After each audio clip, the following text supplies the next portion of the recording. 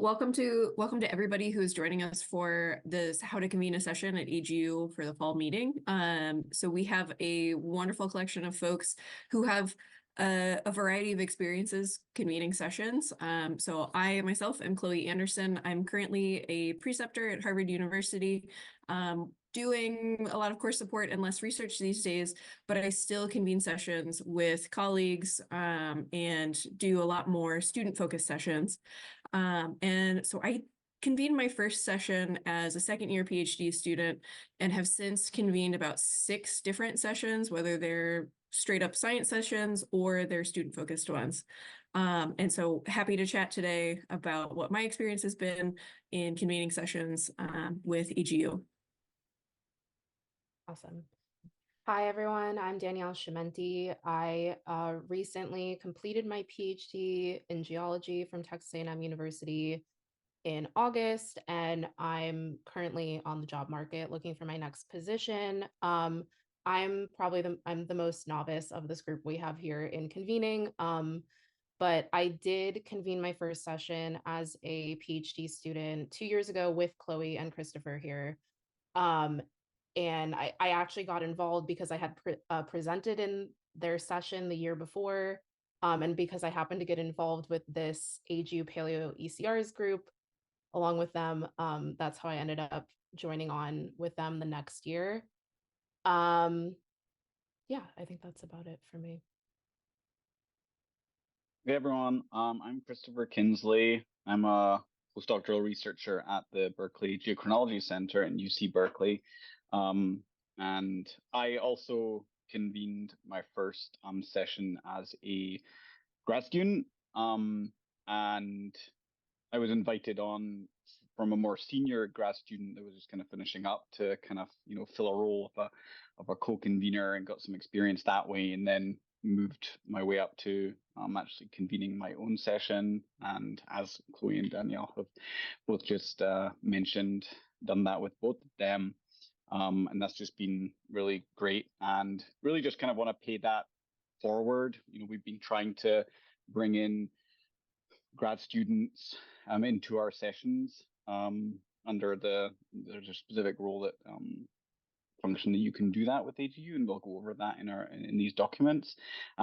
We've just all got a lot out of that, so just kind of want to share that with everyone, and how we did that, and then how that other people can do that. We wanted to start out with what was our purpose in creating these resource guides. Hopefully, well, as we posted in there, hopefully you've taken a look now. We made 2 resource guides related to convening a session at the AGU Fall Meeting. We did this because we wanted to demystify the session convening process, and particularly debunk the myth that only postdocs or like faculty, later career stage folks should be convening sessions at the AGU Fall Meeting. We want to see more students get involved, and more early career researchers in general. So yeah, that's why we put together these 2 guides. Yeah, and we just wanted to also touch on a little bit, kind of drawing from what our experience has been as to why should one convene a session. Chloe, Danielle, and I talked a little about this, and some of the things that came up that we think that we've got out of this is it's built professional development, networking experience from us, and also, as you can see, the 3 of us have convened sessions together and now created this document and are running this Zoom. It's building community in the field, so we feel that's a really kind of big plus for us.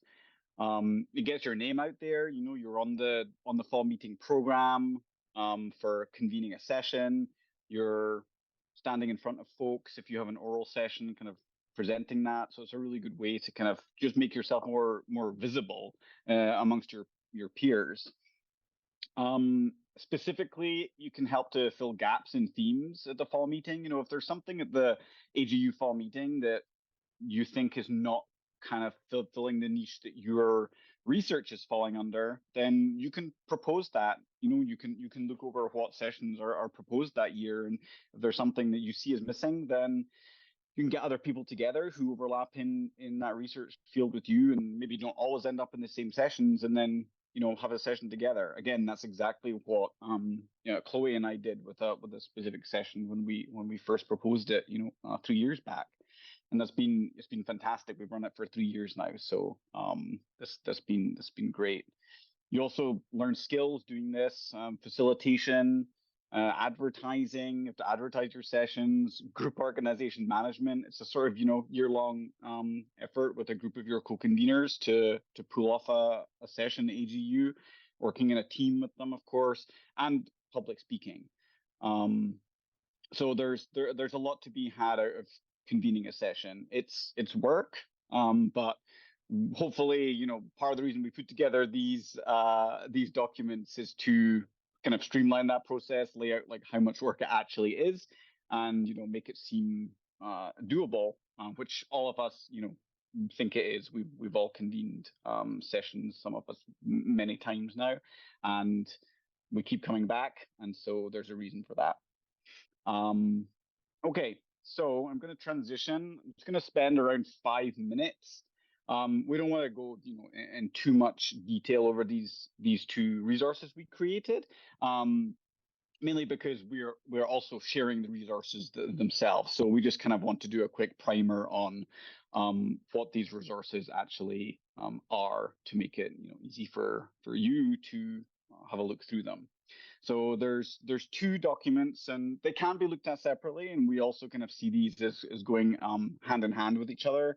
There's one document, which is a 1-pager. It's a step-by-step guide, and we set this up as a kind of a timeline of how to convene a session. So it's just got the kind of major things that you need to do in the time frame for those, from session proposal opening to you actually running your session at the fall meeting. So I'll go over that, and then after that, Danielle's going to show a slide deck that we created, which we see as intertwining with and expanding on basically some of the nuances of the step-by-step guide. So areas where we thought, okay, maybe some more information here would be helpful, that we've kind of padded out with our thoughts, takeaways, what we thought has worked well in certain areas that we just wanted to pass along. So I will start off with the step-by-step guide. Around February, or when session proposals open, as you can probably tell, this can vary a little from year to year, as session proposals just opened this week and we're in late March for 2024. So generally around sort of early springtime, session proposals open. And I'll just prime this with saying, where we have some light bulb emoticons in here is where we have linked to some extra information in the slide deck that Danielle's going to show you afterwards. So just where we've added some more information, that's just a kind of pointer towards that area. So yeah, session proposals open. It's a good time to obviously identify your topic, reach out to potential co-conveners, draft your actual session proposal, and then get it submitted. And that's kind of April time that closes. And then it takes a little bit of time for the fall program committee to look at all of the session proposals. And they basically look for things like, are there areas where there are sessions missing that, maybe it would be good to, suggest to some people to host a specific session if they think there's a specific area missing or something like that, or have a look if sessions are too similar to each other. They might combine them. So then in June, the acceptances go out to the conveners who have suggested sessions, and then from then onwards until early August, the conveners of sessions advertise for abstracts to be submitted to your sessions. This is also a time to identify authors to invite. Everyone can invite 2 authors to present in their session. And then in August, once the abstract submissions have closed, the conveners have to. This is kind of the first time that there's quite a tight turnaround. You have to kind of check that all the submissions to your session are relevant, and also kind of check if there's any abstracts that have been submitted to some of the general sessions that happen in most sections that could potentially be a good fit to be moved into your session. And then in late August, the fall program committee again gets back together, and they basically look at all of the numbers that have been submitted to sessions, and they identify whether sessions get an oral component or whether they're going to be a poster only component. At that time, if your session does get an oral component, you may even get multiple, depending on how many abstracts have been submitted to your session. You then, as conveners, kind of sort out which abstracts that you'll have as oral presentations and which you'll have as poster presentations, and get to kind of order those within your session. Then in October is when the presenters receive the notification from AGU as to what you as conveners have decided to do for your session with the abstract acceptances, and everyone gets told whether they have a poster or an oral presentation if the session they submitted to gets an oral component. Then there's a bit of a quiet time, and usually in this time it's good to kind of email presenters after a notification, make sure they kind of know how to prepare, make sure they're preparing the right type of presentation, what the timing is going to be like that year. From year to year, especially since COVID, it has changed at AGU as to how long the suggested length for talks and then questions are afterwards. So just make sure your poster presenters and speaker and oral presenters are aware of what it looks like that year. And then the week before the fall meeting is usually a kind of busy time, making sure people are kind of getting things uploaded, if they're uploading posters, if they're uploading oral presentations. And then, of course, the actual fall meeting itself. Hopefully you shouldn't have too much left to do that week. A lot of the organization is done in advance. And then after the fall meeting, it's nice to have a debrief with co-conveners. If you want to do the session again next year, for example, any changes you might make, and just kind of thank your presenters for presenting in those sessions. So that's that for the kind of step-by-step in terms of the time over the year. And so I'll hand it over to Danielle, who, as I said, will have a slide deck that we've basically just adding more information to some of these points, more details, our thoughts on how to approach some of these things. So as Christopher mentioned, this is our slide deck of our tips and tricks guide. This is additional information that we thought honestly was too much to put on that one pager. This goes beyond that timeline we established in the step-by-step with some specific tips, advice we're offering here. And as Christopher mentioned, most of these slides are going to correspond to those little light bulb emojis that you saw in the step-by-step guide. The title of the slide will correspond to that bullet point on the step-by-step. And then we have a few things that maybe go beyond those points. Sorry.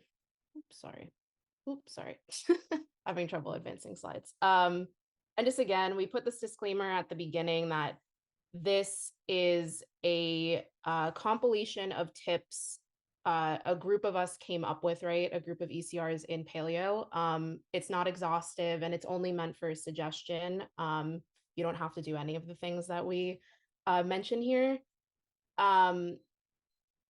And our group is available and happy to help with any questions or guidance going forward. We put our email, agupaleoecrs@gmail.com. You can contact us there. So first we have here some tips on identifying a topic. How do you do that? We suggest things like you can look back at past fall meeting programs. You can think about, as Christopher mentioned before, if you haven't been seeing sessions at AGU that fit with the research that you do, that's a perfect opportunity to make that your session topic, for example. Next, we have our tips on identifying co-conveners. We know this can sometimes be tricky for folks. We make some recommendations here that, you can think about people in your field that you might have met at past either AGU fall meetings, maybe other professional meetings, workshops, anyone working in your field that maybe has similar research interests to you. You can also reach out to people you don't know. And we also break down here like the structure of how many conveners you have, how it's set up between primary conveners, co-conveners, early career conveners. We definitely encourage that you can have a session where all of your conveners are early career, but oftentimes folks have a mix. It just depends on what you choose to do there. Next here, we have our tips for advertising your session. This is super important. I believe Christopher touched upon the fact that if you don't get enough abstract submissions to your session could be merged with another session. So in order to avoid that, you obviously want to solicit abstract submissions. So that period of time between, I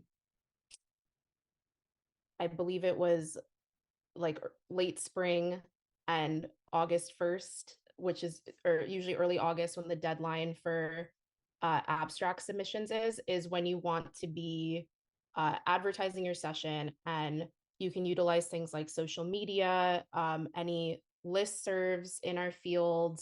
You can utilize our groups. We have a LinkedIn group now, for example, and we just provide an example here from Christopher from this past year of how to sort of write a session advertising post. This is from X, for example, where he shared his session and encouraged folks to submit abstracts. Then we have picking invited authors. When it comes to identifying people involved with your session, we made a little with the box here, we call box 1, things to consider when choosing who to involve in your session. We really recommend considering things like career stage, gender, whether folks are from historically excluded groups or from outside the US and Europe, or maybe non-native English speakers, just to really encourage you to incorporate folks from diverse backgrounds, career stages, identities in your sessions. And so that goes for co-conveners, invited authors, all these things. So we have some tips here for picking invited authors. Reviewing submissions to your session. As Christopher mentioned, you have to, once you get those abstract submissions in after the early August deadline, there's a quick turnaround. You have to make sure that obviously the abstracts submitted to your session are appropriate, and we go over what to do if they're not, how you can sometimes gather additional submissions from the general contributions session to add more abstracts if they're relevant to your session, for example. Another component we mentioned was identifying session chairs and your OSPA liaison. So in addition to that structure for the conveners, you also have to have session chairs, but your chairs don't need to actually be the conveners of your session. But you do want to make sure you have at least one chair who's attending the meeting in person. And then for the Outstanding Student Presentation Award, you need to have a liaison to basically pull in folks from the field who can review student presentations if you have any student presenters in your session that sign up for this program. And then assigning oral versus poster presentations and the order presentations. So now we're going to get into some tips on how to actually formulate your session. We make some recommendations here. Generally, you want to think about when you're looking through abstracts, the scientific impact or novelty, you want to do some research. If you can find your presenters' personal websites or social media pages or profiles on their institution. Again, going back to things to consider when choosing who to involve, like career stage, etc. And then you can also consider methods, proxies, timescales, and geographic regions for how to order the presentations based on the content, right, of those abstracts in your session. We mentioned contacting your session presenters pre-fall meeting. How do you do that? What should you say? We make our recommendations for thanking them. We go over here things you can include about, as Christopher mentioned, the requirements for oral presentations or poster presentations that year to make sure the folks that are presenting at your session know exactly how to prepare their presentations, right? Going back to OSPA, you've identified your OSPA liaison at this point, but you need to make sure that they're getting you judges. And so this is just some information on how the OSPA liaison can work with the OSPA coordinator for your AGU section to make that happen. We mentioned a couple of folks who were the OSPA coordinators for Paleo and Paleo last year, for example. Now, the week before, we have some recommendations here we recommend contacting your presenters once again, now that it's the week before the meeting, things you can include, again, reminders of those requirements, the location of the session in the conference center, etc. And for posters, the location in the poster hall, for example. Now, for the day of, we share some tips for how to make your oral session go as smoothly as possible. One thing we really recommend is creating a shared script, for example, and we break down some things to include there. And of course, you want to arrive on time and get yourself familiarized with the room and have fun with it. Now, this is quite wordy, and so I won't go through this really in depth, but we just wanted to go through some ideas about how you can structure your poster session. And so we talk through 3 different approaches here. Some folks like to handle this different ways. And so you can take a look at that information. It's just to have some ideas of how you can make your poster sessions more interactive if you want to do that, for example. Thanks for sharing all of those materials, Christopher and Danielle. I think we can probably end there.